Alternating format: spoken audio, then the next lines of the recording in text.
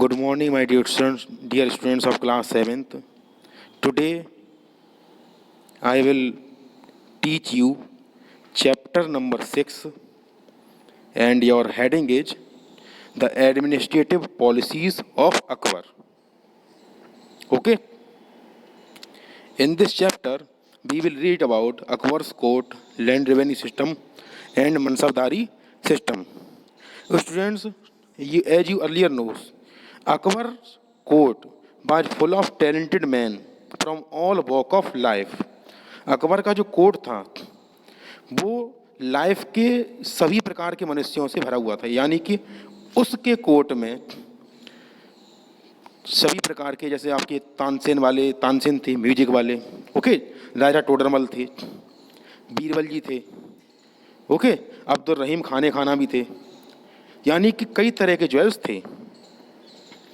He took keen interest in translating Hindu scriptures and Persians. उसका सबसे ज़्यादा इंटरेस्ट हिंदू स्क्रिप्चर्स और पर्सियन जो स्क्रिप्चर्स थे उनकी ट्रांसलेशन में था. Miniature painting was focused on the life and cultural developed during this period. इस पीरियड के दौरान जितनी भी मिनिएचर पेंटिंग थी उसका लाइफ में और उसका लाइफ के कल्चरल में किस प्रकार डेवलपमेंट हुआ उसका फोकस पूरा मेरी इस पेंटिंग में था. Okay, Akbar's court was known for 9 extra ordinary personalities that known as 9 jewels और known as navratnas who were exceptionally talented persons. Akbar के कोर्ट में 9 लोग जो असाधारण प्रतिभा, जो एक्स्ट्राऑर्डिनरी टैलेंट था उनमें, उससे भरे थे और उसको 9 ज्वेल्स के नाम से भी जानते हैं. अब आती है नेक्स्ट टॉपिक है आपका land revenue system. The land revenue system of the Mughal empire was developed during the reign of Akbar under the guidance of his able finance minister Raja Todarmal. Akbar का जितना भी लैंड रेवेन्यू सिस्टम था वो डेवलप स्टेटस का था, यानी काफ़ी ज़्यादा डेवलप था, और उसका जितना भी वर्कआउट था वो सब, और जितना लुक आफ्टर कर किया जाता था वो सब का सब राजा टोडरमल के द्वारा किया जाता था. Raja Todarmal was collected directly from the individual cultivators. Raja Todarmal जो थे जितना भी रेवेन्यू था सीधे सीधे किसानों से, कल्टीवेटर से लेते थे. Todarmal carried out a careful survey of every piece of land in the empire. Raja Todarmal ने लैंड के एवरी पीस से ऑफ एम्पायर से उन्होंने क्या किया, थोड़ा थोड़ा इकट्ठा करके काफ़ी ज़्यादा खजाना इकट्ठा कर लिया था. ही collected data of the type of crop, yield, number of yield per year, the price and the area cultivated for 10 years period. उन्होंने कई प्रकार से डेटा बनाया, जैसे किस टाइप की क्रॉप जो है ग्रो करी जाती है, उसकी पर ईयर यील्ड कितनी है, उसका प्राइस, नॉर्मल प्राइस क्या रहता है, एंड वो कितने एरिया में बेटा बोई जाती है, किसके लिए, for 10 years period,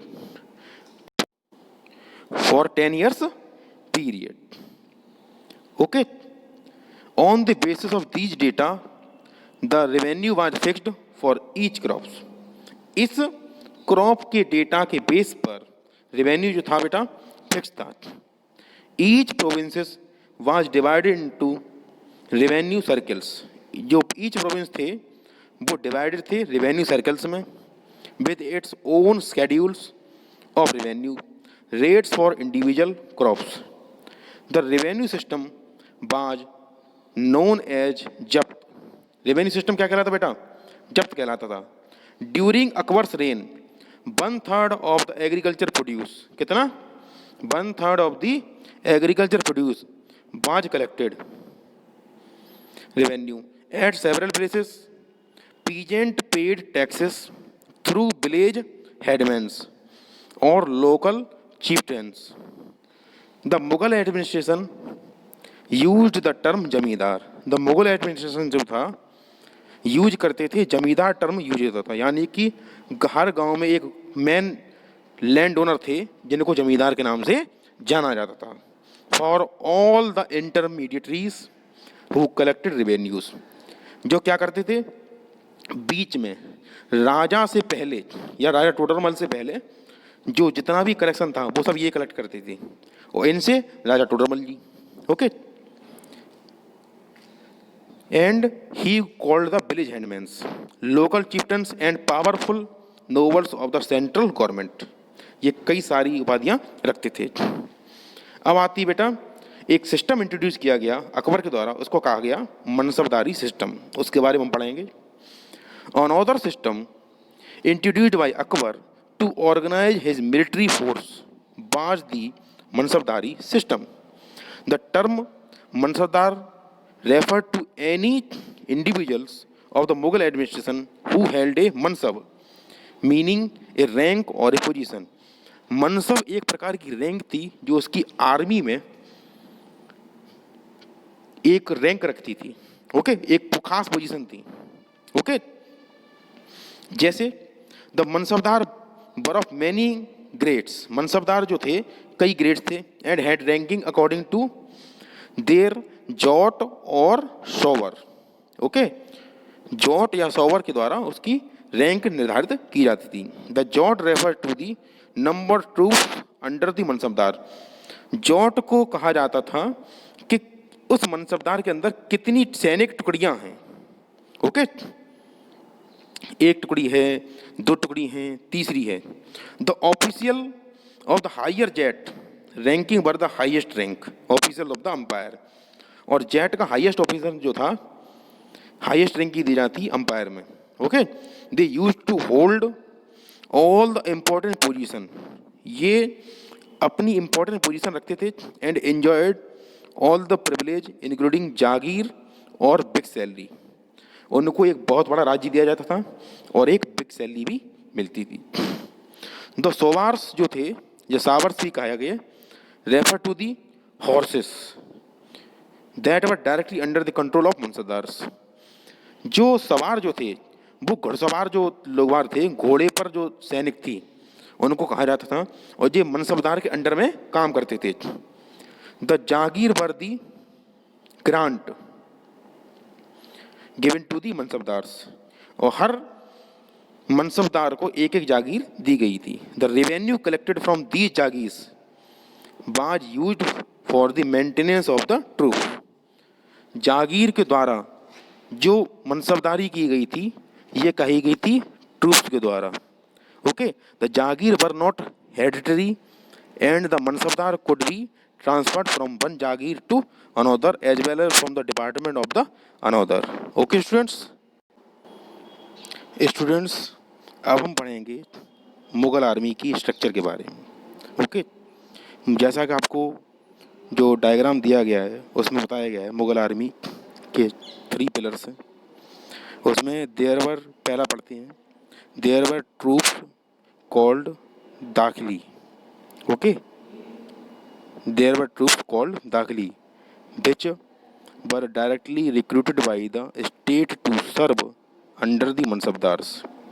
beside the dakhili there were specially chosen armed forces called ahadis. Okay, जो आर्म्ड फोर्सेस थी उनको अहादीस कहा जाता था, who were recruited as the bodyguard of the emperor.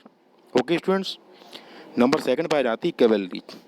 The cavalry consisted of 2 groups, one that was provided with the arms and horses by the Mughals, okay, administration, and the other that possessed their own arm and ammunition। Okay, next आ जाता है infantry. Infantry was primarily divided into bandukchis जो rifleman कहलाते थे, and the shamsherbaz the swordsman, यानी कि जिनके पास तलवार होती थी। बंदूकची लोगों पर राइफल होती थी और स्वॉर्ड्समैन के पास या शमशीरबाज के पास, स्वॉर्ड्समैन जो थे उनके पास तो तलवारें होती थी। The troops were well equipped which ammunition, इनके पास हथियार गोले होते थे, like swords, spears, bows and arrows and gun powder. They also used तोप और कैनन फॉर वारफेयर, युद्ध के मैदान में ये तोप और बाकी हथियारों का इस्तेमाल करते थे।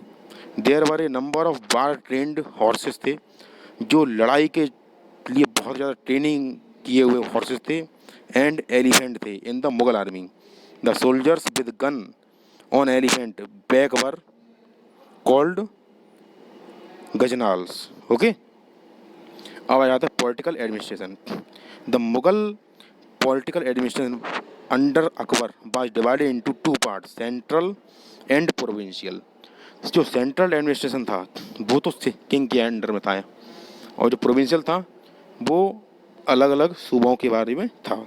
ठीक है, तो पढ़ लेते हैं। The government of the centre consist of the emperor and 4 department each presided bye over the ministers. Emperor कौन कौन से थे वो देख लेते हैं। पहला, एम्पर के 4 थे। पहला है दीवान और वजीर। दीवान रियासत और wazir ala was mainly concern with the collection of revenue and expenditure of the empire. ये collection of revenue and expenditure देखते थे। He also supervised the work of all other officials. Number 2 थे सद्र ए सुदूर। सद्र ए सुदूर, द सद्र ए सुदूर looked into the department of religious matter. J religious matter में जो मंत्री थे वो देखते थे, चैरिटी देखते थे, and grant of religion land, और रिलीजियस लैंड में जितनी भी दान दी जाती थी उन सभी को ये देखते थे। He was also the head of the department of the justice.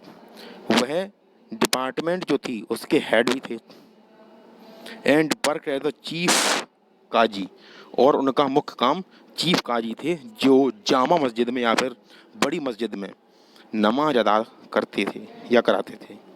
अब आती बात मीर समाम। मीर सामान क्या थे? The Mir Saman was the in-charge of royal household gardens. Mir Saman क्या थे? वाज द इंचार्ज थे of royal household gardens, buildings and royal department. He was also the head of the bodyguard and controlled the supplies that came into the household from karkhanas. ठीक है, next आ जाता है मीर बख्शी। चौथे minister कौन से थे? मीर बख्शी कहलाते थे। The Mir Bakhshi was the chief military general. Mir Bakhshi कैसे थे?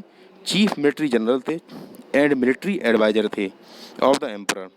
ही मैनेज्ड द आर्टिलरी, जो तोपखाना वगैरह देखते थे, एंड एलिफेंट और बार बूट्स, जो बार के मैदान में जो नावें तैयार की जाती थी उसको देखते थे। He was also the head of news and spy agency, और न्यूज और स्पाई एजेंसी के ये हेड कहलाते थे। Okay students, so students this is all about today's topic. We will read you in next video from next point.